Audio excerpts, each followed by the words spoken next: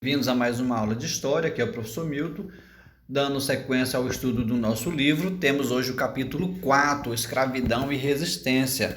Na aula anterior, estudamos a sociedade açucareira, esses ciclos de produção e economia da história do Brasil, da história colonial do Brasil. Os portugueses, ao chegarem ao Brasil, optam pela produção do açúcar nas gigantescas plantations, né? Plantações da cana, e aí para trabalhar nessas unidades produtoras, o engenho, sabemos que os indígenas não se adaptaram, a igreja também, em um certo momento, ela não permitiu a escravidão dos povos indígenas, e aí vai se intensificar a escravidão, o processo de escravizar povos vindos da África, trazidos, arrancados da África para o Brasil desde 1550. Então temos esse contexto aqui. Os responsáveis pelo tráfico negreiro trouxeram para o Brasil cerca de 4 milhões de africanos durante mais de 3 séculos de escravidão. Nós temos essa triste mancha, essa triste uma marca vergonhosa na nossa história. Devido, em grande parte, a essa migração compulsória, o Brasil tem atualmente uma das maiores populações afrodescendentes do mundo. Como se desenvolveu isso? Infame comércio, né? Infame comércio de escravos. Quem eram esses africanos arrancados de suas sociedades? Quais foram as estratégias de resistência à escravidão? Claro que os escravizados tragos da África para o Brasil, né, e eles não ficaram passivos, eles tentaram resistir. Então houve vários processos de resistência, e temos aqui uma pintura que faz uma alusão a como esses indígenas viviam nas propriedades dos grandes produtores de cana, nos engenhos. Então, capoeira, né? Uma arte marcial brasileira, uma luta e dança ao mesmo tempo. Vamos seguir. Tráfico negreiro, comércio de vidas humanas. Nós sabemos que esses traficantes de escravos, eles iam até a África, né? E a escravidão não é algo recente, a escravidão não iniciou aí nesse processo de 1500 para cá. Temos notícias de escravidão desde a Mesopotâmia, né? Onde os assírios escravizavam caldeus que escravizavam babilônios. Na Grécia também, os gregos que escravizavam povos dominados. Romanos também tiveram, dentro do Império Romano, milhares de pessoas escravizadas, e eram escravos brancos, né? Quando se fala em escravo, muitas pessoas pensam que só os negros foram escravizados. Não. Tivemos processo de escravidão aí de variados grupos étnicos. Então, escravidão por dívida era uma prática nesse período. Outro tipo de escravizar era escravidão por aqueles que eram prisioneiros de guerra, povos vencidos, e aí feitos prisioneiros se tornavam escravos. Então os portugueses foram os primeiros a realizar o comércio de escravo de africanos através do Atlântico. Iam até a África, e da África traziam eles para o Brasil. Mas além dos portugueses, os holandeses, os ingleses e os franceses também realizavam essa prática, o tráfico negreiro, né? Essa prática aí de comércio de pessoas, de humanos. Milhares de pessoas que foram trazidas. Em seguida, os escravos eram vendidos para os colonos americanos, ou seja, aqui na América. Então temos aqui um mapa da África subsaariana em 1500. O que quer dizer subsaariana? Essa região da África que está abaixo do Saara, por isso que fala subsaariana, abaixo do deserto do Saara. Essa região mais amarelada que você vê aqui no mapa, né? A cidade do Mali, o Império, né? Mali, Songhai, Congo, Tonga, Madagascar ali na ilha. Então esses países africanos aí, impérios e reinos africanos, que está na cor mais alaranjada dentro do amarelo, né? As áreas em verde eram áreas convertidas ao islamismo. Então, a parte ali do deserto do Saara, na parte mais ao norte da África. Então, seguindo, impactos do comércio de escravo, né?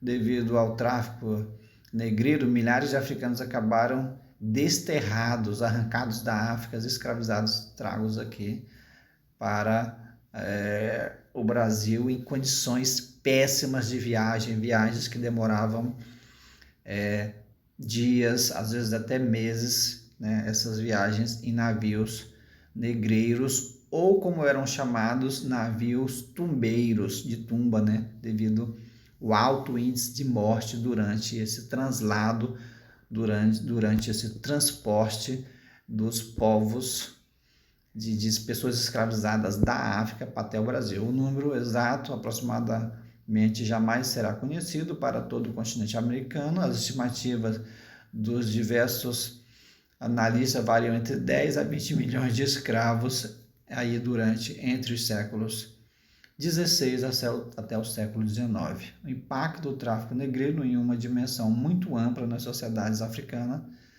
Então, veja aqui uma outra pintura que tenta retratar a situação da vida desses povos escravizados aqui no Brasil, aqui na América, né? Tinham vários tipos de escravos, né, gente? Nós vamos falar já os vários tipos de escravos, pessoas escravizadas, suas condições sociais, suas vidas aqui na América Portuguesa, ou seja, aqui no Brasil. O tráfico negreiro no Brasil, as primeiras capitanias do Brasil que receberam escravos africanos foram a Bahia e Pernambuco, capitanias que estavam se desenvolvendo em função da produção do açúcar, cana-de-açúcar. Então era necessário fazer com que essa produção aumentasse, então trabalhar nas fazendas de cana-de-açúcar. Então, para aumentar a produção, era necessário trazer um número maior de pessoas escravizadas para cá, para aumentar o lucro, né, para a metrópole. Claro que tinha o chamado pacto colonial. Todo o produto que era produzido aqui na colônia, aqui no Brasil, era vendido para Portugal, e Portugal revendia, claro, mais caro para o resto da Europa, inclusive para a Holanda, né, um dos principais parceiros comerciais. Estimativa de desembarque de africanos no Brasil, tá? Veja aí como o número era mesmo um número muito grande. Aí você tem de um lado o período, o ano, 1531 a 1600, 50 milhões. Aí você vai tendo um aumento progressivo do transporte, né, desses escravos, desse processo de escravizar os povos africanos. Então aqui é importante o tráfico negreiro no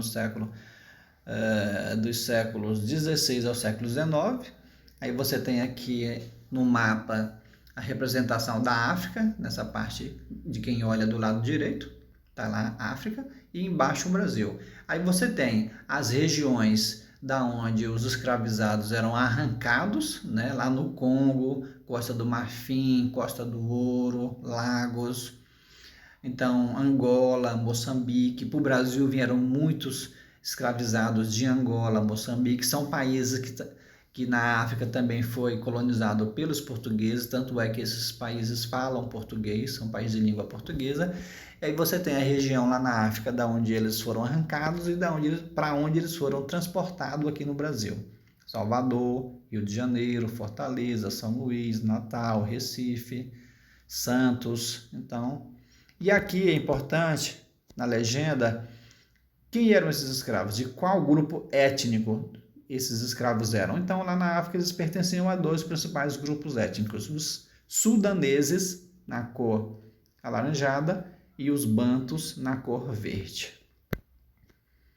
Seguindo, então, a viagem nos navios negreiros era extremamente penosa, como eu já falei, né? Muitos escravizados morriam, né? A viagem demorava de 35 dias ou até 40 dias, né? Se viesse da África para a Bahia ou para o Rio de Janeiro, dependendo da onde saía da África e para onde ia aqui no Brasil. Então, as pessoas bebiam água suja, um calor muito alto nos porões dos navios, os escravizados vinham nos porões do navio, bebendo água suja, a água era insuficiente, alimento muito escasso, eles vinham acorrentados nos porões dos navios, junto a fezes, junto a baratas, junto a ratos.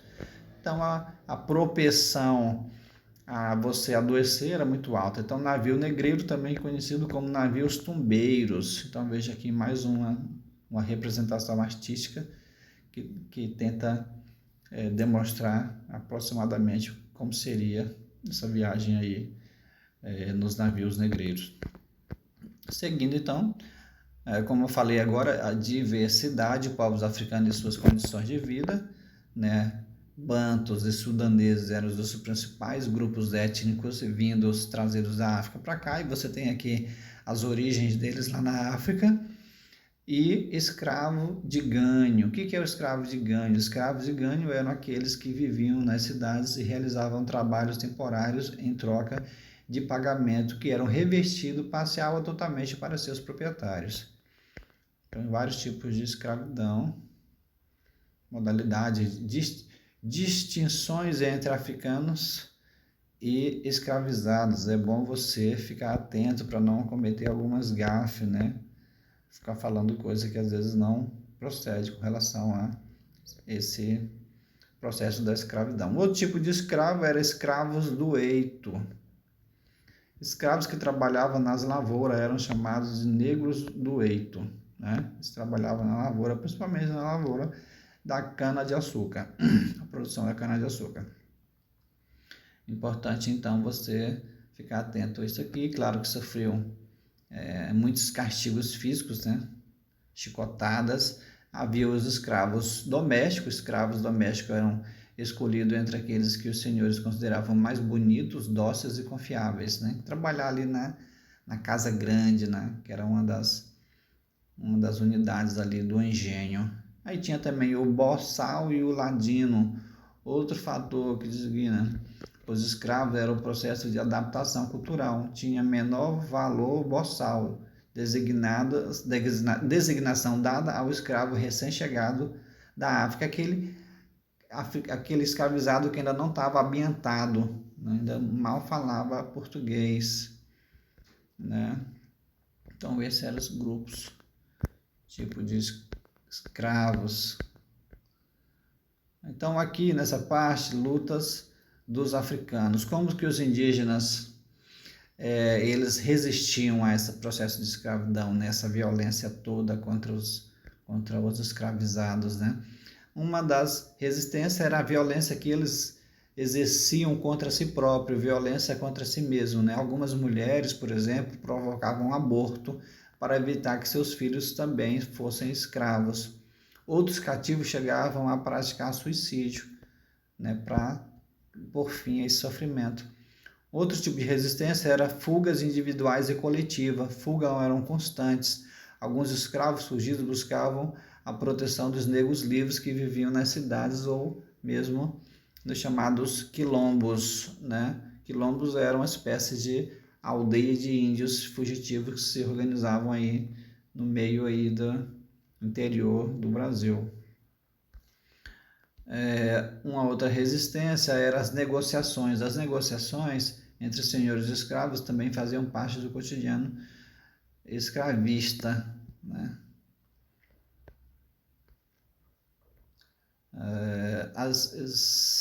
Muitos escravos faziam acordo de cumprir as exigências de obediência e trabalho em troca de um melhor padrão de sobrevivência, alimentação, vestuário e saúde. Ok, vamos seguir aqui. Resistência quilombola, falamos agora há pouco, né? Dos quilombos, aldeias de índios que resistiam à escravidão. A resistência quilombola foi uma forma de luta escrava frente a importante, frequentemente importante em vários períodos e regiões da América Portuguesa, ou seja, aqui no Brasil, vários estudos históricos sobre quilombos de São Paulo, Minas Gerais, Mato Grosso, Goiás, Rio de Janeiro, ou seja, ao longo do território brasileiro tiveram quilombos, né? Os escravizados que fugiam e formavam aí um núcleo de resistência. Um dos mais conhecidos é o quilombo de Palmares, né? Quem nunca ouviu falar, né? Situava-se no atual estado de Alagoas, que na época fazia parte de Pernambuco. Em Palmares, os quilombolas criavam gado e cultivavam milho, feijão, cana-de-açúcar, mandiocas, organizados socialmente, né? Liderados por Zumbi do Palmares. Tanto é que o Dia da Consciência Negra, né, é uma alusão a essas lideranças aí, Ganga Zumba e Zumbi, líderes aí do Quilombo do Palmares, que exerceu uma grande resistência aí, tanto é que foi destruído por sertanistas, né, por bandeirantes. O Domingo Jorge Velho foi um sertanista, um bandeirante contratado para destruir Palmares. Em 1694, o governo enviou cerca de 5.000 homens para ajudar os bandeirantes, comandado por Jorge Velho, em um novo ataque ao Quilombo dos Palmares. Daí vem a consciência negra, né, gente? Um dia 20 de novembro é lembrado atualmente o Dia da Consciência Negra para lembrar a importância, né, dessa data, desse período, dessa dívida histórica que o Brasil tem para com os afrodescendentes. Muito bem, vamos parar por aqui e aí na sequência da atividade faça um bom proveito dessa aula.